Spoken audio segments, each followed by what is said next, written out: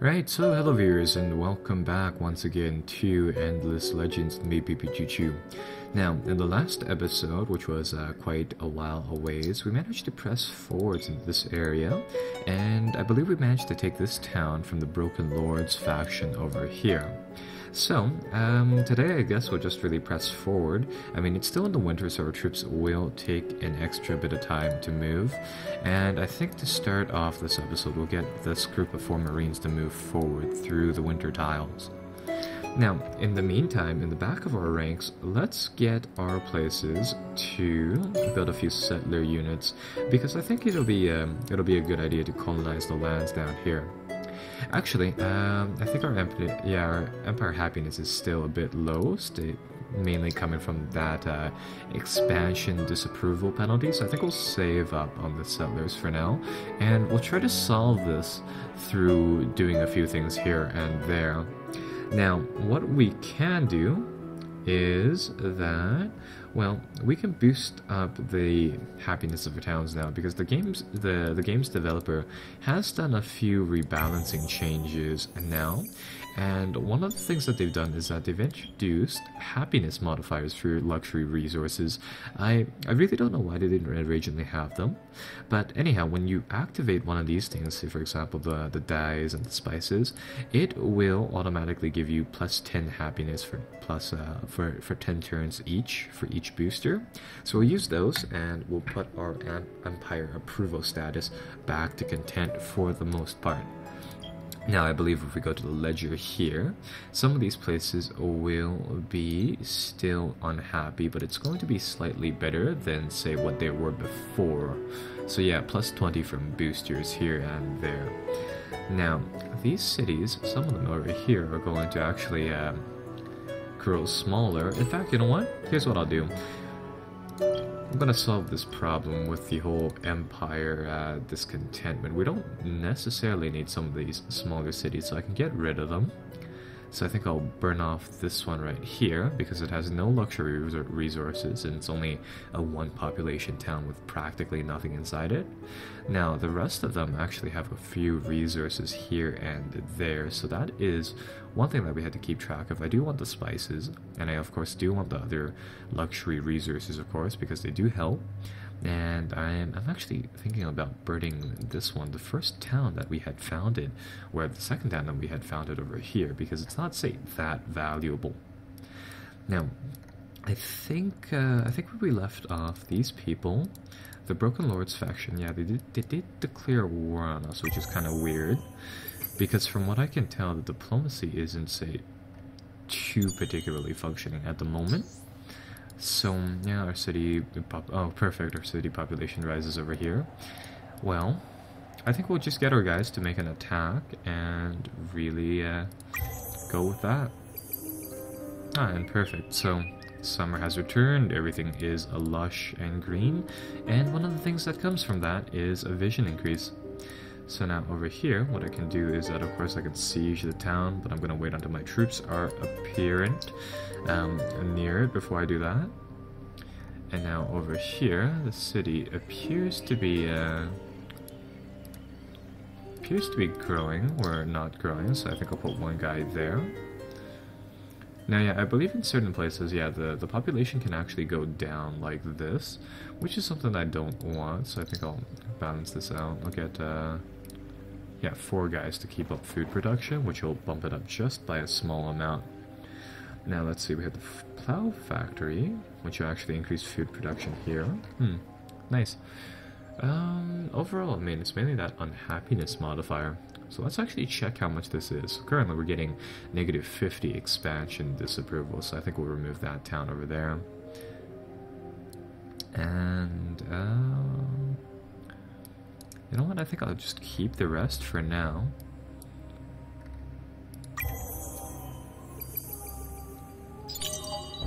And perfect, we've researched alchemical alloys. That will be the tech that allows us to equip ourselves with even higher levels of these items. So let's see what we've unlocked now. So yeah, now we have all the tier 2 stuff, so we have a few shields and stuff. Let's see what we currently armed with. We have a longbow iron longbow. a generic weapon, we can of course equip her with now one of these ones made out of either titanium or glass steel, and I think we'll go with glass steel this time. So as opposed to the tier 2 one is just let's see, plus 7 damage, a little bit of negative initiative, and plus 8 critical.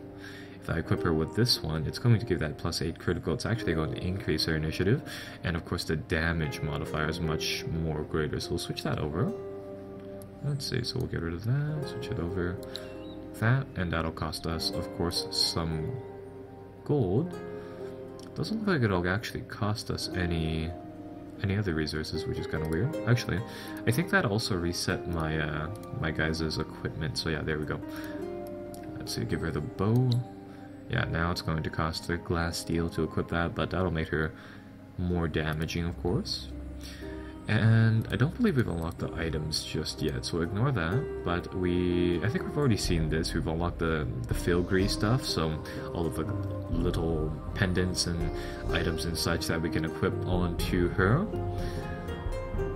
And I think we'll just start off by giving her, say, a ring of glass steel as well, just sort of because. And we'll just sort of cash that in, so there we go. We'll see what these items do now. And oh, the bow actually appears on the campaign map, and we'll actually start off by taking out these guys, so let's go. Right, so this map is one with the heights again, so I think I'll get Petrov to deploy over there, and of course height matters for our units' attacks, so I think I'll get him to effectively get up on the heights as much as they can, and we'll try to go for something like such. And then we'll just deploy, let our guys shoot. Oh, and perfect, our reinforcements have come up about 2, and we'll just really open fire like that. So Petrov, using that new bow, almost 40 damage, that does quite a bit. And of course she has that critical modifier, which unfortunately did not trigger. Now that was a critical modifier that triggered massive amounts of damage. Now, oddly enough, I think these guys, I mean, despite the fact that it's been more so 100 turns into the game, they still do barely any damage. I mean, as compared to the Necrophage people, yeah, they're still only nicking our guys for slight amounts of, like, damage here and there. Yeah, and our guys over here on top of the cliffs are practically untouchable. Don't think they actually, no, they have a slight entrance over there. Yeah, again, they're gonna hit for very little. Now, the one thing that I really need inside one of these battle screens is the ability to just sort of fast forward the action. But I remember last time you can actually exit out of these to something else while the battle is happening. So, I mean, that sort of helps, I suppose. So there we go, some more shots. Just barely.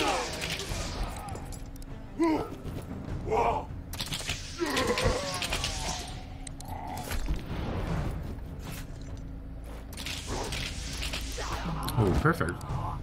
That was a nice critical. That's probably a one-hit kill.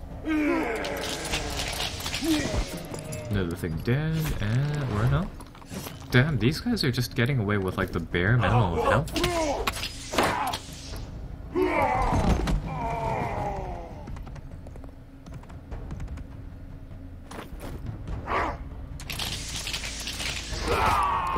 Right, so that's another thing down, and over here, let's see.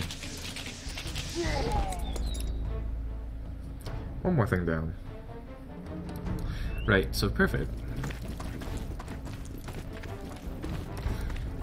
Now this looks like it's actually a junction between, yeah, 3 different cities. So now, let's get our army to come over here. Let's get them to siege this place. Yeah, so now on this turn, this city should pack up, and when you raise the city, it'll effectively become a settler unit like such. So, with that said, let's see whether or not that changes the expansion disapproval. Yeah, and that'll reduce it by 40, or by 10, so that reduces it to 40, so that helps out just a teeny amount. Now over here, you can of course attack this town. I believe the garrison fled. Let's see, attack. Oh, that's right, it still has that problem. We had to click on it. And really, wow, we have a good chance of accomplishing this, so I think I'll just auto-resolve it. There we go. All of those guys are dead. We capture the town. And of course, to avoid that unhappiness modifier again, we just have to pack up these towns one after another. So we'll do that, and in the meantime, we'll get our guys to heal up here. And, well, doesn't look like they've added any more tech here, but nonetheless, they still have some very, very good stuff here. Oh, actually, coming into... there we go. So as soon as you start to tech into tier number 3 and 4, I'd assume, it looks like afterwards that that expansion disapproval starts to get cancelled out a bit by technology. Oh, and perfect. Actually, once you get into tier number 3, you can also grab this one, which gives you one more faction assimilation, so you can of course unlock another specialty unit from one of those factions. Looks like yeah, over here you also get the cargo docks and stuff. Actually, this should be the mid game, where we've actually just barely touched upon the early game. So wow, actually, yeah, I mean, it's already 100 and some turns, so the mid game looks like it'll be from 100 turns to maybe 200 turns. And you have of course a ton of stuff here: mercenary recruitment, poor defense, strength of vault, I'm not really sure what that does. City defense stuff, of course, a ton of city defense stuff at tier 3. Lots of extractors open up, a lot of new resources. So we have Titan Bones, Quicksilver, Moonleaf, Grass Silk. All of these resources, I assume, become available as soon as you research that, and of course you can hire or harvest those.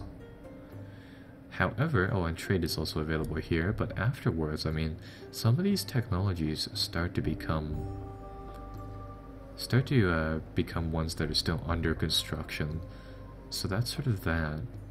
Yeah, of course, over here you get you can build newer items, but the tier 4 or 3 and 4 ones require Hyperium and Mithrite instead. So that's sort of that.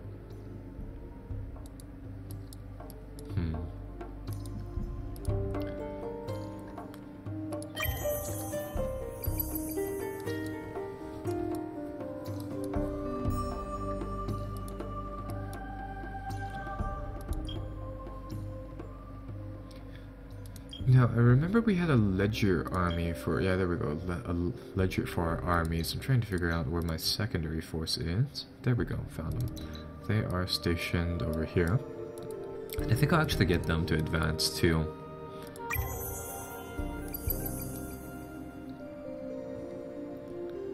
Yeah, this game doesn't seem to have the same amount of emphasis on, say, like raiding the towns, more so than other games. So we can sort of pull or move our troops forward a bit without necessarily worrying too much about the garrisons.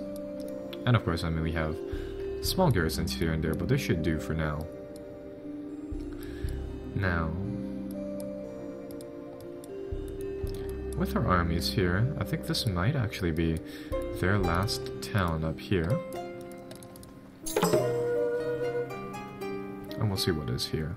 Oh, and perfect. It looks like we've encountered the Red faction, or something as such. And they are another Broken Lords faction. Right, so that's nice to know. This city is probably their last, so we'll try to finish that off. And there we go, the settler units have packed up their town. And, well, I wonder if there's any actual use for these settler units apart from building or colonizing regions, because at the moment, I mean, once you sort of pack them up, they lose their use. Right. So let's see. Yeah, we have explored a good portion of the world now. There's only that yellow faction remaining. And of course they're down here, so we'll move our troops. And we've encountered a new mighty faction. Alright, so like some of these like silicone harmonite troops. Really heavy infantry guys. And they if you convert them into your faction, they give increased extraction rates to the extractors of strategic resources. So that's, yeah, that's pretty useful. Here we go. AI number 3, the final AI, is a Windwalkers faction. So we have all 4 of the currently present playable factions inside the game. And these were not Windwalkers, but Wildwalkers. And these people are more so this... I want to say like they have this elvish theme to go with it. Because again, they're mainly focused on like living... woodlands and stuff like that. They start out with the sewer system, the seed storage research, and let's see what their specialty is here. So of course they have their ranger infantry, their shamans, and their walkers. They're actually kind of similar to us. And they have the sharing, the ability to detect enemy armies in your empire in adjacent regions. So they have this sort of like radar thing through fog of war.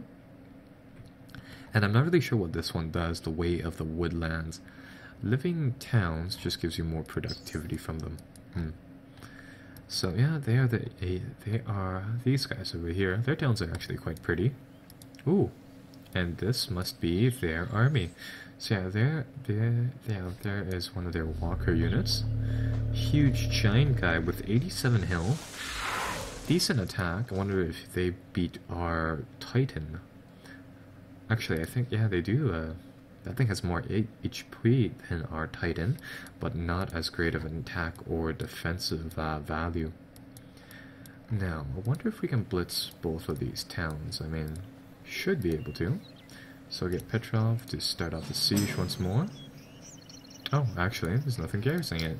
Right, so that's an easy victory there. That probably eliminates that green faction as well. And... I guess that leaves us with only 2 more. Oh, looks like, yeah, they've built a watchtower on a foundation, so that's sort of why we can see up in this area. And I believe once you level these up, yeah, they give that plus 15 heal regen from the watchtower, which I mean is kind of useful, kind of not, because it assumes that you sort of stay inside that area for a very long time. And what have we here? We have a glass steel extractor. What is over here? Some steel stocks, which gives contentment, so that's useful too. Extra productivity too. A igloo larvae. Productivity in science and in general, a lot of stuff there.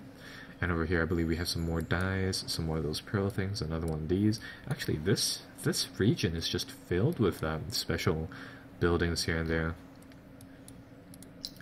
Wondering whether or not I should destroy this one, because I mean the productivity thing is it's not exactly great.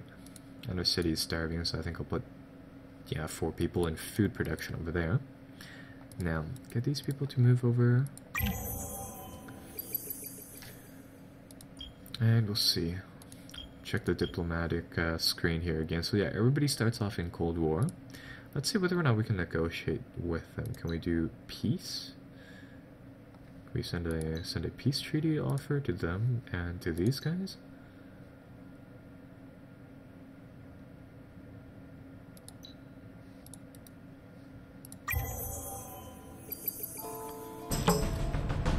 Alright, so let's see.